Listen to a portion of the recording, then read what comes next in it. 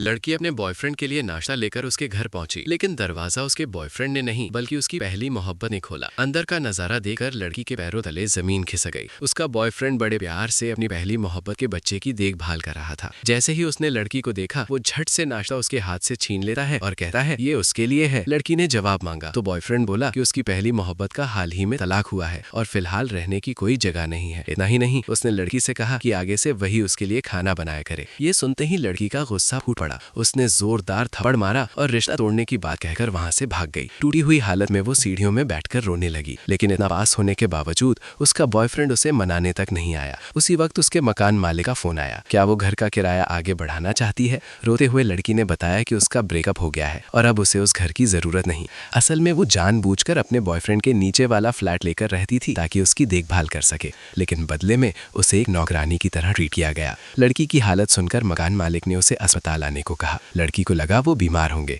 इसलिए वो फूलों का गुलदस्ता लेकर अस्पताल पहुंच गई। क्योंकि उसने मकान मालिक को कभी देखा नहीं था, उसने गलती से फूल किसी बूढ़े मरीज को दे दिए। तभी असली मकान मालिक सामने आया। लड़की हैरान रह गई। वो न सिर्फ हैंडसम था बल्कि एक डॉक्टर भी। डॉक्टर उसे अपने ऑफिस ले गया और उसका रेंट एग्रीमेंट कैंसिल कर दिया।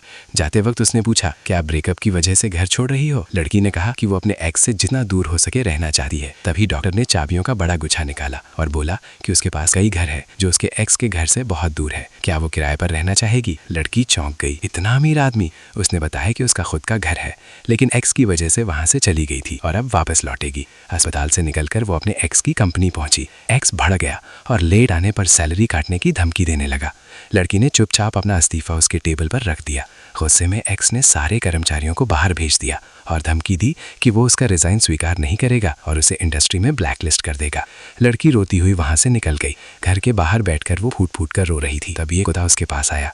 लड़की ने उसे गले लगा लिया और कहा, आज से तुम मेरे हो। तभी वही डॉक्टर सामने आया और बोला, वो मेरा डॉग है। और सबसे बड़ा सरप्राइज, वो उसका पड़ोसी निकला।